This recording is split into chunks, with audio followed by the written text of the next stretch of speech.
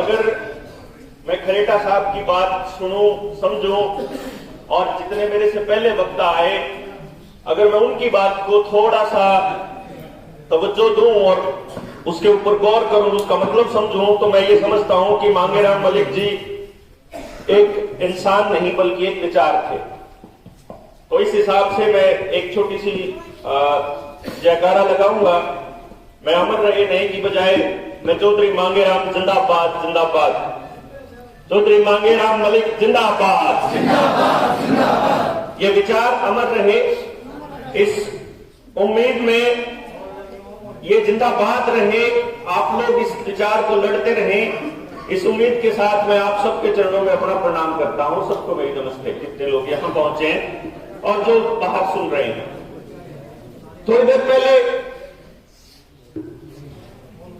खरेटा साहब ने मुझसे पहले 1 मिनट पहले बोला कि उस टाइम पे भी सरकारें ये कहती थी कि आपकी कीमतें लगेंगी, उस टाइम पे भी वो आपकी पीढ़ियों की बर्बादी के रास्ते खोल रही थी, बना रही थी और निपटा रही थी हम लोगों को धीरे धीरे। और इस वक्त की सरकार भी कर रही है जो इसकी नींव रखने वाली इससे पहले वाली सरकार थी। तो भाई अगर अपने थोड़े से जो सामाजिक जीवन है मेरा 20-22 साल का, जब घर से निकले थे, उस सामाजिक जीवन का अगर मैं निचोड़ बताऊं तो मैंने एक ही निचोड़ समझा कि इसके बाद वाली सरकारें भी आपके बच्चों की बर्बादी का रास्ता बनाती रहेंगी, इसमें कोई दो राय नहीं है, बशर्ते कि हम उनको समझना सीख जाएं, हम उनके हिसाब से चलने की बजाय उनको अपने हिसाब से चलाना सीख जाएं। अगर ये तो हमने सीख लिया तो हम बच सकते हैं अपने बीच से। अगर चौधरी मांगेराम मलिक जैसे नेता अगर निकाल सके, अगर चौधरी चरण सिंह जैसे नेता निकाल सके, तो शायद हम लोग अपनी अगली पीढ़ियों को बचा लें। क्योंकि पिछले कुछ दिनों में लगभग 1 महीने से ज्यादा प्रकरण चर्चा में आया जो सरकारें हमारे साथ कर रही हैं। इस चीज को समझना बहुत ज्यादा जरूरी है, क्योंकि ये वही चीज है जो सीधी सीधी चौधरी मांगेराम मलिक ने बोली थी और जो सीधे सीधे अभी किसान आंदोलन में बैठे हुए सारे नेता बोल रहे थे। अगर किसी को यह लगता हो कि खेती के कानून सिर्फ खेती के कानून थे, तो मुझे लगता है ये बहुत बड़ी भूल और नासमझी है उनकी, बहुत बड़ी भूल है ये, बहुत बड़ी भूल। और एमएसपी का कानून देना और ना देना अगर आपको ये राजनीतिक विषय लगता हो तो भी ये बहुत बड़ी भूल है। ये राजनीतिक विषय बिल्कुल नहीं है, ये बड़े बड़े कॉर्पोरेट्स घरानों का एक अंदरूनी मामला है जो अपने यहां कठपुतलियों को बिठा करके उसके बाद उसके हिसाब से अपनी मनमर्जी के काम करवाते हैं। और जो ये बीमारी आई, इस बीमारी की आड़ पे जो लॉकडाउन लगा और उस लॉकडाउन की आड़ में ऑर्डिनेंस के जरिए जो किसान के बिल आए और तमाम कानून जो इस 2 साल में पास हुए हैं, वो सारे के सारे उसी षड्यंत्र का हिस्सा है जिसका 2 बार प्रधानमंत्री नाम ले चुके हैं, जिसको कहते हैं न्यू वर्ल्ड ऑर्डर। मेरे जो बुजुर्ग हैं उनमें से किसी ने इस चीज का नाम सुना है क्या? न्यू वर्ल्ड ऑर्डर का नहीं सुना है ना आप लोगों ने? जो नौजवान साथी आपने सुना है? किसी ने? किसने सुना है? तो एक बार आप खड़ा करो ताकि पता लगे कि हाँ ये कुछ लोग जानते हैं। हाँ, न्यू वर्ल्ड ऑर्डर के बारे में किसान आंदोलन में जा जाके किसान नेताओं को बताया करते थे। मतलब राज्यवाल को भी समझाया, चौधरी को भी समझाया, सूर्य उसको उग्रहा को भी समझाया, जिनकी बात ये मानते थे कि ये लोग लीडर्स हैं, चाहे वो बलदेव सिरसा हो, चाहे फिर बलदेव हो, ये मंजीत राय जैसे जितने भी वो लोग बैठा करते थे वहां, डॉक्टर दर्शन पाल जैसे लोग, इवन यहां तक कि जो अपना यादव है, कौन सा नाम इसका, योगेंद्र यादव, सबको समझाया। इनको डर किस चीज का था? कि मीडिया खिलाफ हो जाएगी। अरे मीडिया खिलाफ हो जाएगी, लेकिन इन आदर्शों को जो चौधरी मांगेराम मलिक जी ने आपको आदर्श कहे कि किसान अपनी लड़ाई को जारी रखे, अपने बच्चों को बताए, जब औलाद ही नहीं बचेगी, जब बीज ही खत्म हो जाएगा आपका, तो फिर किसके लिए लड़ाई लड़ोगे? ये समझाते थे हम कि ये जो कानून है ये कुछ भी नहीं है, छोटी चीज है, इसके पीछे जो खेल चल रहा है वो तो समझ लो कम से कम। आपको ये नहीं समझ में आया कि लॉकडाउन जब लगाया गया था महामारी के नाम पर लगाया गया था, डिजास्टर मैनेजमेंट एक्ट लगा करके लगाया गया था। और डिजास्टर मैनेजमेंट एक्ट ऐसी बीमारी के नाम पे लगाया गया जिसको ये कहते हैं कि हाथ लगते ही दूसरे आदमी के लग जाओगी, नजदीक जानते ही लग जाओगी, खुली हवा में सांस लेने से लग जाएगी, वो ये कह रहे थे। और उसकी आड़ में इन्होंने कानून के अंदर जो अमेंडमेंट किया, जो आपका एसेंशियल कमोडिटी एक्ट था, जो पहले वाला कानून था, और बाकी के जो दो खेल खेले, ये क्या थे? ये सिर्फ ये नहीं, आने वाले वक्त में जो आपके लिए पानी का कानून आ रहा है, प्राइवेट प्रॉपर्टी एक्ट आ रहा है, जो बीज का कानून आ रहा है, पर्यावरण प्रदूषण के नाम पे जो कानून आ रहे हैं, national highway authority of India NHAI के नाम पे जो कानून आ रहे हैं, और आपके खेतों के लिए भूमि अधिग्रहण से लेकर के एक एक कानून, ये उन्हीं 3 कानूनों का एक्सटेंशन है। आपको लगता होगा ये 3 कानून वापस करवा लिया आपने, न्यूक के नहीं पड़े हैं, दूसरे और रास्ते तान लाग रहे हैं, दूसरे रास्ते से खेल आने लग रहा है आपके लिए। भूमि अधिग्रहण कानून के लिए पास कर दिया था, आंदोलनकारियों के लिए जो क्षतिपूर्ति कानून है इस भी लागू है हरियाणा में। जब चाहे आपकी जमीन, जब चाहे आपको नीलाम कर सकते हैं आपकी जमीनों को, अगर ये कानून की जो मुकदमे लाग रहे हैं वापस नहीं हुए तो, और आपने ये कानून नहीं तोड़वाया तो आपकी सारी जमीनों को काबू करने के पूरे इंतजाम इन लोगों ने किए हुए हैं। डिजास्टर मैनेजमेंट एक्ट लगा, इन्होंने उसके अंदर एक खेल खेला कि आप एक कुर्सी छोड़ के बैठोगे। एक मिनट भाई, ओ भाई कान में बोलो यार, मुंह बोलो। मेरे काम की एक भी चीज नहीं है इसमें मेरे दोस्त, सारे थारे काम की चीज है जो बोल रहा हूं। डिजास्टर मैनेजमेंट एक्ट बनाया क्योंकि ये बातें आपको किसान नेता नहीं बताएंगे। कारण क्या है मैं आपको बता देता हूं। किसान नेताओं के पास, वो नेता बन चुके हैं अब जोगिंदर नैन भाई है, विकास शेषर भाई है, ये हमारे नेता हैं, ये चेहरे हैं हमारे। इनके पास लोगों को बताने के लिए जितना इंफॉर्मेशन होना चाहिए, उतना इंफॉर्मेशन निकालने के लिए, रिसर्च के लिए जितना टाइम चाहिए उतना टाइम नहीं है इनके पास। समझ रहे हैं आप? ये काम करना पड़ेगा। जो इनके साथी हैं, जो इनके साथी वो इनको निकाल के बताएंगे सच्चाई कि भाई ये है नैन साहब खेल, इसने समझो और आप लोगों ने बताओ, ताकि लोग समझे इस पूरे खेल को। इन लोगों के पास शाम तक, अभी ये सुबह निकलते हैं, अब आप आपके बीच बैठे हैं, कल को ये फिर थोड़ी देर में कहीं और चले जाएंगे, फिर कहीं और, तो ये नहीं, इनको इंफॉर्मेशन ही नहीं आने देते ये लोग ना। और फिर बोलने से पहले हमारे पास इंफॉर्मेशन होनी चाहिए। अब जानकारी थोड़ी सी दे पाऊंगा, कितना टाइम है इसमें। जैसे ही आपको लगे मैं ज्यादा बोल लिया, मैंने बता दिया जी, मैं बंद कर दूंगा बोलना, क्योंकि कहीं 2 मिनट हो गए तो मैं, हाँ जी सारी बता रहा, ठीक है। तो जी खेल को समझिए आप। डिजास्टर मैनेजमेंट एक्ट लगाया, उसके अंदर एक कुर्सी छोड़ के बैठे हैं सदन के अंदर, लोकसभा में भी राज्यसभा में भी। और हम लोगों को इस बात का पता होना चाहिए कि अगर किसी भी कारण से सदन में बैठे पार्लियामेंट के मेंबर अपनी कुर्सी पर नहीं बैठे हैं तो चर्चा के बाद किसी भी बिल के ऊपर कानून बनने से पहले वोटिंग नहीं होगी।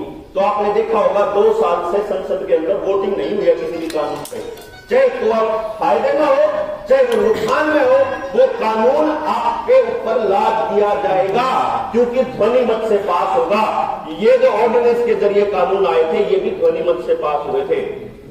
जिस टाइम पे पंजाब के किसान रेलवे को आंदोलन कर रहे थे, उस टाइम में जब ये कानून पढ़ रहा था तो कानून पढ़ के मेरे को समझ में आया कि तो खेले बड़ा चल रहा है भाई। अपना किसान जिसको प्रधानमंत्री कहता है कि 85 करोड़ किसान जो है वो 10वीं पास तक कम पढ़े लिखे हैं, तो 85 करोड़ आदमी तो इस खेल में समझ ही नहीं पाएंगे ना सीधे सीधे, क्योंकि ये खेल सारा अंग्रेजी में छापा। आपने ये भी नहीं समझा कि सारी भाषाओं में कानून थे।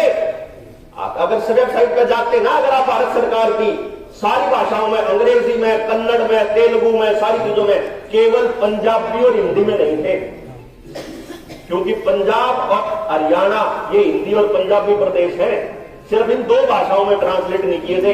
बैठकर केवला ट्रांसलेट कर जब समझाने शुरू करे तो जब पैरों के नीचे की जमीन खिसकी कि ये केवल खेती के कानून नहीं है, इनने बनाने वाली संस्थाएं है जिसके घरा पर लग रोज की रोज। एक नाम लेऊंगा, सबने नाम सुन रखा है, जॉन डीरे ट्रैक्टर सुन रखा सबने। जॉन डीरे ट्रैक्टर का सबसे बड़ा इन्वेस्टर वही बिल गेट्स है जिसने स्वालबार्ड सीड वोल्ट नॉर्वे के अंदर बीज का बैंक बना रखा है और 3.5 लाख बीज पेटेंट करा के बैठ गया है अगला, कुंडली मार के जैसे खजाने पे सांप बैठ जाया करे। मतलब समझो इसका मतलब इसका यह है कि उस आदमी के पास अपने वो सारे ऑर्गेनिक बीज जो कदे आज से 30-40 साल पहले किसान उगाया करता था, उन सारों का एकला मालिक है। आप उससे पूछे बिना आने वाले वक्त में अगर उसकी चली, मैं ये बात पहले जोड़ रहा हूं, अगर उसकी चली और आपा सिर्फ रोड रोको आंदोलन तक सीमित रहे, अगर आपा सिर्फ धरने देने तक सीमित रहे, तो यकीन मानिए अगर आपने अपनी औलादों को यह बात नहीं समझाई आने वाले टाइम में, तो आप जब ये लड़ने वाली जो उम्र वाले लोग हैं, अब आप लोग कितने रोड लड़ लोगे? 10 साल रोड लड़ लोगे? गलत 15 साल क्यों नहीं साहब? क्यों करेगा साहब? बतेरे दिए 10 साल और लड़ लिए, इतने दिन के लड़न लाग रहे हो। आपने अपनी औलाद लड़न सिखाई है किसी ने भी? आपने जानकारी देनी नहीं सिखाई। आप तनु गया करा, अब बेटा डांगरा तो मैं प्या लाऊंगा तो पढ़ ले, खेत में तो मैं यार तो मैं ले आऊंगा तो पढ़ ले। और पढ़ के है जो पढ़ लाग रहा है उसमें तो सारी की सारी अश्लील वीडियो आन लाग रही, वीडियो गेम आन लाग रही, उसमें तो कबाड़ के अलावा कुछ और आता ही नहीं। तो आपने अपनी औलाद को तो पढ़ना बंद करा दिया और उसके बाद जो लड़न वाली लड़ाका कौम है या 10 साल में 15 साल में जालेगी आदत हमने छोड़ के हमरा जाएंगे अकेले सुनने, मारा तो लड़ा जावा फिर ईब अपन अपनी अगली जो पीढ़ी है उससे समझाना पड़ेगा कि बेटा ये जॉन डीरे ट्रैक्टर का मालिक और हमारे पुराने बीजा का मालिक एक ही आदमी है। आड़ा तो हम उसकी रुपये देने लाग रहे। और गेल की गेल इतना नहीं, जो आपकी समाज को अपने समाज को बर्बाद करने के लिए षड्यंत्र आज रचा गया नहीं है ये खेल। इनकी शुरुआत 50 साल पहले 1970 के अंदर कांग्रेस के दौर में हरित क्रांति के नाम से चालू हुई थी। हरित क्रांति जब आई थी ना, उससे पहले तो आपके पास आपने ब्लड प्रेशर के हुए, शुगर के हुए और ये कैंसर के हुए, मेरा भी कौन था? क्यों जी? मेरे बुजुर्ग बताऊंगे, पहले तो 30-40 साल पहले ये बीमारियां थी। ये बीमारियां कब आई? जब से आपकी पैदावार ज्यादा होने लगी, जब से आपने हाइब्रिड बीज इस्तेमाल शुरू किए। हाइब्रिड बीज पहले स्टार्टिंग में आए और आज उन बीजों का रूप बदल के जेनेटिकली मॉडिफाइड बीज हो चुके हैं, जीएम सीड्स बोलते हैं जिनको। आज आपके लगभग पपीता भी बिना बीज का आने लग गया, संतरा भी बिना बीज का आने लग गया, खीरा भी बिना बीज का आने लग गया। लागे ना आगे समझ रहे हैं आप लोग? बिना बीज के, बीजलेस, सीडलेस। और वो बीज जो है कितने लाने पड़े हैं आज अपने खेती के बीज बाजार से? डंगरा के बीज, डंगरा का बीज भी तो बाजार से लाओ हो। अस्पताल में ये बापा जो है खाकर धोखे नहीं रहे माना तो रहे। हम नए दूध करा आपने डांगर ने, तो आप बाजार से लेके आते हैं अस्पताल से बीज। और मेरे ख्याल से अपने गांव में 20% नौजवान जिनके नए ब्याह हुए हैं वे भी बीज बाजार से लेना शुरू करके। नाम लो तो बताओ जी, मेरी माता बता देगी आपके गांव में बिल्कुल सच्ची बात ना हो तो। ये बाजार में बीज आने शुरू हो जाए 50 साल पहले, तो ये समझो ये बीज का खेल आप समझो। क्योंकि मैंने एक वीडियो जारी करी थी जो माननीय शंकराचार्य जी है उनके लिए कि तभी धर्म की लड़ाई लड़न लाग रहे हो, धर्म के रक्षक कलम लो तो देख लो, जब बीज नहीं बचेगा तो किसकी लड़ाई लड़ोगे? जब उनके काबू में होगा। किसान को प्रोग्राम किया जा रहा है पिछले 7 साल से, आप लोगों को अपना ट्यूबवेल का कनेक्शन लेना है, बिजली का कनेक्शन, लेकिन हाथ जोड़ के खड़े हैं सीएम साहब जी कनेक्शन देंगे। अब 100 एप्लीकेशन आ रही है, 10 आने मिलेगा। आने वाले टाइम में जब बालक पैदा करने होंगे तो 100 बालक एप्लीकेशन देंगे, 10 आने देंगे इजाजत पैदा करने की। वो बताएंगे किसका बीज आके जाएगा किसका नहीं जाएगा। यो खेल है। अब इस खेल में समझने खातर अपने पास कम से कम 7-8 घंटे होने चाहिए, इतना पूरी चीज समझने खातर। वही मैं नहीं लेना चाहूंगा। उसके लिए ही हम लोग, सुशील हो गया भाई, विकास भाई हो गया, जनता सरकार मोर्चा बनाया जब हमने, जब 21 संगठन मिलकर, उसका पर्पज एक ही था कि एक गांव में जाके नौजवान को यह बात समझाओगे कि थारे बीज पर अटैक क्यों कर हो लग रहा है, थारी जमीन क्यों कर ले जाओगी, थारे ऊपर कंट्रोल क्यों कर करा जाओगा। आज अगर आज की मेरी पोस्ट देख लो, मैं आपको 4-5 चीजें मैं पढ़ के इसलिए सुना रहा हूं ताकि मुझे मेरे से कोई चीज छूट ना जाए। एक चीज है छोटी सी, बस 1 सेकंड का भी इंतजार करो। अभी थोड़ी देर पहले मैंने लिखा कि आने वाले समय में आपको 5-4 चीजें सुनाई देंगी। पहला बंद करना मकड़िया मालूम लाकर पासे था आर्टिफिशियल इंटेलिजेंस। अभी कुछ शब्द जो है हमारे बुजुर्ग जो नहीं पढ़े लिखे हैं, अंग्रेजी नहीं समझते, वो उनको नहीं आएगा समझ, लेकिन आपको तो क्वारंटाइनर लॉकडाउन भी नहीं दे रहा था, सारे सिखा दिए। आर्टिफिशियल इंटेलिजेंस, रोबोटिक्स, रोबोट्स आने वाले टाइम में सर्जरी किया करेंगे, डॉक्टर्स नहीं होंगे, मिलिट्री भी खत्म हो जाएगी, पुलिस भी खत्म हो जाएगी। ड्रोन टेक्नोलॉजी, फार्मिंग का तो जिक्र काल करे दिया, कल के बजट के प्रस्ताव पेश किया तो ड्रोन टेक्नोलॉजी किसानों की आन लग रही है, मैं उसका जिक्र अभी बताऊंगा आपको। ऑटोनोमस व्हीकल मतलब अपने आप चलने वाले व्हीकल आ चुके हैं इस टाइम, लेकिन वो चलेंगे 5G से।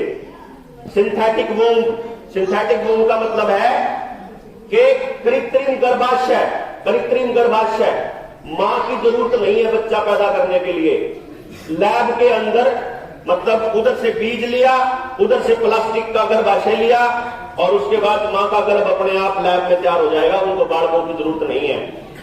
जीएम फूड, पैकेट वाला खाना, एलियन थ्योरी, युद्ध, वैक्स, ये vax vaccine, different variant of ये वायरस और इस नई नई महामारियां, और डिजिटल एजुकेशन, डिजिटल एजुकेशन का जिक्र भी कल कर दिया।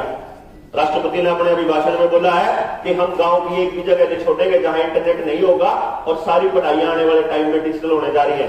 क्लाइमेट चेंज, पर्यावरण प्रदूषण, डिजिटल करेंसी जिसका अभी कमीशन बैठा हुआ है भारत सरकार में, और इस साल में सारे बैंक बर्बाद हो जाएंगे। 2022 खत्म होते होते सारे बैंक बर्बाद, आपका सारा पैसा क्रैश होने वाला है। और माइक्रोचिप, दिमाग में लगने वाली चिप, ये चीजें हैं कुछ जो मैंने लिखी थी। इसके अलावा 2-4 चीजें और बता देता हूं, इन सारी चीजों को आपस में जोड़ देता हूं। न्यूरालिंक के बारे में किस किसी ने सुना है? न्यूरालिंक किसी ने सुना? एलन मस्क है, स्पेस एक्स नाम से प्रोग्राम चलाता है, वो दुनिया के है ना ना ना ना ना ना ना मतलब वो उसको दूसरा एक वर्जन भी है, ये भी एक वर्जन है मतलब जॉम्बी वाला। लेकिन एलन मस्क वो आज से 7 साल पहले उसने न्यूरालिंक खरीदी थी, और न्यूरालिंक एक ऐसी टेक्नोलॉजी विकसित कर चुकी है कि वो आपकी मेमोरी को रिप्लेस कर सकता है। अब कई बातें मेरे को उस टाइम पे लोगों ने 2 साल पहले, जब मैं 1 साल पहले किसान आंदोलन में बोलने लगा था, उससे पहले जब मैं वीडियो बना बना कर डाला करता, तो मेरे नीचे कमेंट आया करते, तेरा लिया दिमाग सटक, सुशील भाई डाला करता, इन्हें क्या करते, यूं मरवावा लोगों ने, इतनी बड़ी महामारी ऑनलाइन, सारे टेलीविजन अखबार सारी दुनिया में हो रहा, और कभी नहीं कहने लग रहा षड्यंत्र है, षड्यंत्र है। लेकिन अब तो अपन सारे ने बेरा लग गया। 1 साल से किसान योद्धाओं ने साबित कर दिया उड़ा बैठ के कि सारा का सारा खेल चल रहा था। तो जब मैं ये क्या करता, जो क्या करता, तू सपने में जीवा है छोरे। फिर मैंने हमारे बुजुर्गों ने पूछो 1990 में, 1980 में कोई न्यू का धंधा, जब टेलीविजन आए थे, इतने बड़े बड़े टेलीविजन थे, मैं जब उन तन्यू का धंधा आने वाले टाइम में टेलीविजन का साइज आपके हथेली जितना होएगा, और आपके हाथ में लेके घूमोगे, और दूर बैठे अपने रिश्तेदारों की शक्ल उसमें देख लिया करोगे, तो उस टाइम पे हमारा बूढ़ा तन्यू का पागल ना बनावे थोड़े। क्यों जी? क्योंकि आपको शायद नहीं पता है, इस मोबाइल का आविष्कार 1985 में 80-90 के दशक में हो चुका है। ये हमारे को दिया गया 2005 के बाद है। समझ रहे हैं मेरी बात को? हम लोगों को टेक्नोलॉजी में इतना पीछे रखा जाता है कि जो उनकी प्लान होगी उस प्लान को आप समझ ही ना पाए। जिनकी प्लान बना, क्योंकि यह बहुत बड़ी सवाल है, जिनका प्लान बना, उनका प्लान जो आपकी हर चीज को कंट्रोल करते हैं, आपकी रोटी, आपका पानी, आपकी राजनीति, आपका पैसा, आपकी बैंकिंग, आपकी नीतियां, आपके जितनी पॉलिसी बनती है, जितने कानून बनते हैं, एक एक चीज को वो लोग कंट्रोल करते हैं, जिसका नाम आज के टाइम में वर्ल्ड इकोनॉमिक फोरम है। उससे पहले यूनाइटेड नेशंस था, और यूनाइटेड नेशंस के जो मालिक हैं वो हैं दुनिया के वो 500 आदमी जिनके पास अकूत संपत्ति है, जो फॉर्च्यून 500 के मेंबर्स हैं। जिस टाइम पे आज उनके 3 चेहरे सबसे आगे आ रहे हैं तो बहुत सारे चेहरे, 13-14 फैमिलीज है जो कंट्रोल करती हैं, लेकिन 3 चेहरे सबसे आगे हैं, एक बिल गेट्स, एक रॉथस्चाइल्ड, एक रॉकफेलर। तीनों का मतलब समझाऊंगा और फिर अपनी बात को खत्म करूंगा, ताकि आप इन चीजों को अपने बच्चों को बोल के जोड़ सकें। ये वीडियोस आपको मिल जाएंगी चैनलों पे, तो आप इनका मतलब समझ पाएंगे कि जो मैंने बातें कही थी वो क्या क्या थी। आपका एलन मस्क तो है ही है, उसका मतलब इन तीनों को जोड़ने वाला एलन मस्क है। एलन मस्क तो पहले बोल ही दिया मैंने। आप देखिए, आपका पैसा कंट्रोल करती है रॉथस्चाइल्ड फैमिली। जितना वर्ल्ड बैंक का पैसा है, आप देखिए, आपके खेती में जितने भी हाइब्रिड बीज आए थे, या जो आपको सब्सिडी मिलती है, या जो आपको कर्जा मिलता है, या जो बैंक आपको पैसे देता है, बैंकों के थ्रू जितनी योजनाएं आती हैं, आप क्या कहते हो? वर्ल्ड बैंक से पैसा आया। क्यों? जैसे ही कहते हो ना, वो जो आपको जो पैसा आया था, ये लॉकडाउन लगाने से पहले भारत सरकार को $100 अरब आए थे वर्ल्ड बैंक से। वो $100 अरब किसने दिए थे? वो वही फैमिली है, रॉथस्चाइल्ड फैमिली। अब दूसरी फैमिली, रॉकफेलर फैमिली। रॉकफेलर, ये नाम आपको याद होने में टाइम लगेगा, लेकिन मैं चाहता हूं कि मैं बार बार ये नाम बोलूं ताकि आपको याद हो जाए। रॉकफेलर फैमिली क्या है? अरे बच्चों, एक मिनट। रॉकफेलर फैमिली कौन सी है? रॉकफेलर फैमिली है जो दुनिया के सारे तेल के कुएं जिसके कब्जे में है। बिग माफिया है तेल का। जब तेल का शोधन होता है, जब उसमें से पेट्रोल, डीजल, केरोसिन और ये जो अपना गाड़ियों में डलने वाला मोबिल ऑयल, ये जब सारा निकल जाता है तो कुछ कबाड़ बच जाता है, केमिकल्स बच जाते हैं। उस केमिकल से बनते हैं फर्टिलाइजर और डीएपी जैसी चीजें। और आपको बता दूं कि जो आपको 1970 के बाद जो हरित क्रांति के नाम पे जो आपको पेस्टिसाइड दिए गए थे, जो आपको जहर दिया गया था, जिसकी वजह से आपको blood pressure, sugar, heart attack और बड़ी बड़ी क्रॉनिकल डिजीज होनी शुरू हुई थी, उस केमिकल फर्टिलाइजर कंपनियों के माफिया का नाम भी वही रॉकफेलर है। यानी वह फैमिली आपसे तेल के नाम पर रुपया लूट रही है, और उसके बाद जो बचा हुआ कबाड़ है उसको बेच के आपकी जमीनों को खराब करती है। पहले आपकी जमीनों को हल से जोत दिया करते थे, आज आप नहीं जोत पाओगे। पहला कारण, आपने इतना पेस्टिसाइड डाल दिया है कि आपकी जमीन इतनी सख्त हो चुकी है। और दूसरा कारण 2017 का मॉडल एपीएलएम एक्ट, जिसके बारे में आपको पता भी नहीं है कि आपके डांगर इस टाइम पे मॉडल एपीएलएम एक्ट के अंदर आ चुके हैं। जो आपका बर्द है, जो सबसे बड़ा साथी हो अगर का किसान का, वो आज वन्य प्राणियों की श्रेणी में है। अब अगर उसको घर में बंद होगे, सरकार ने जिस दिन वो नोटिफिकेशन लागू कर दिया, आपको 3 साल की कैद हो सकती है अगर बर्द घर में बांध लिया तो। या बात का मेरा ही कोई किसान है। अगले नंबर पे बताओ, अगर कमर्शियल जो आने लगा मॉडल एपीएलएम एक्ट के अंदर है कि 2 फालतू डांगर होए तो आपको कमर्शियल कनेक्शन लेना पड़ेगा बिजली का। ये मॉडल एपीएलएम एक्ट है जो 2017 पे चल रहा है, इतने नीचे चल रहा है। अब अंधेरा को नींद बतावा। दूसरी बात, कोई भी आदमी ढूंढ सके मॉडल एपीएलएम एक्ट, 3 से 4 पेज का कानून है। अच्छा जी सुनो आगे, ये तो था खेत की जमीन के ऊपर कब्जा, जो पेस्टिसाइड आपको दिया। और कमाल की बात यह है कि जो पेस्टिसाइड खाने के बाद, जो वो कबाड़ खाने के बाद उस जो बीज आपको दिए गए हाइब्रिड बीज, उन बीजों के अंदर वो क्या देने लग रहे हैं? वो बीज अब इस टाइम पे ऐसे हो चुके हैं कि वो बांझ बीज हैं। अगली साल दोबारा से वो बीज फसल नहीं उगा सकते, आप उसे फसल का बीज नहीं बना सकते। और कमाल की बात यह है कि उन सारे बीजों का मालिक एक बन चुका है जिसका नाम है बिल गेट्स।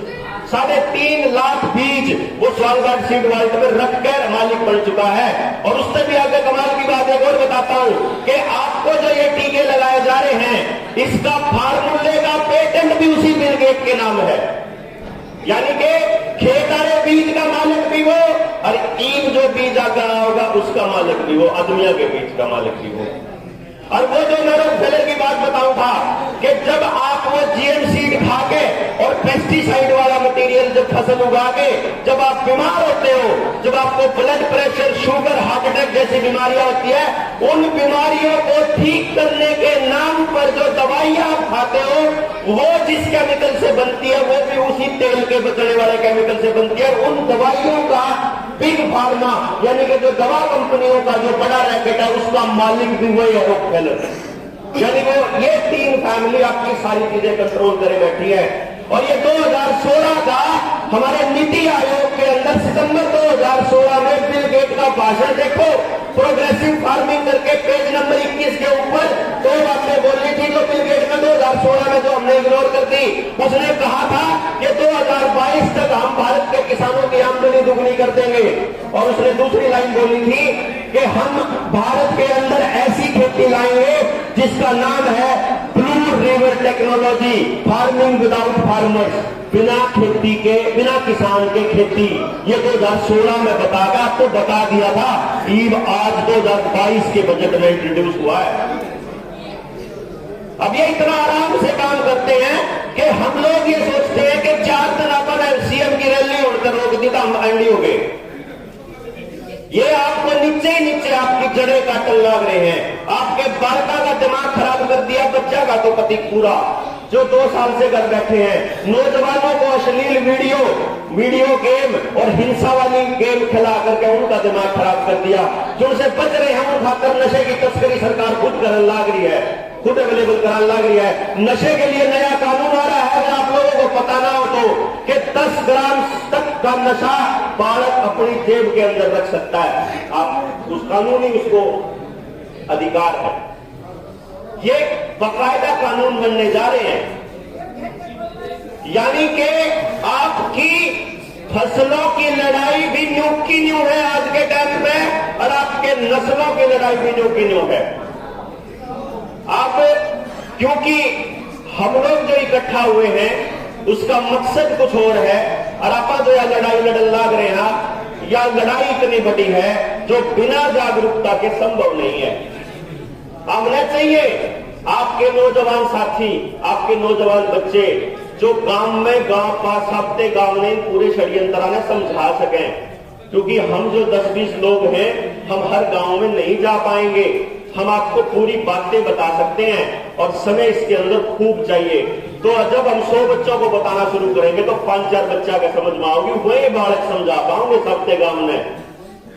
तो उसके अंदर हमने ये प्लान किया है कि जो अपनी ट्रेनिंग है उसका रिकॉर्डिंग करके आपके गांव में दे दी जाए, ताकि आप ऐसी किसी जगह में जो सामूहिक जगह हो वहां पे प्रोजेक्टर पे चला के उस पूरे के पूरे षड्यंत्र को समझ सकें। जो महिलाओं के लिए अलग से गांव में कोई जगह बन जाए कि दिन में अपना काम निपटा कर आके इसमें समझो, अपने बालकों भी समझाओ।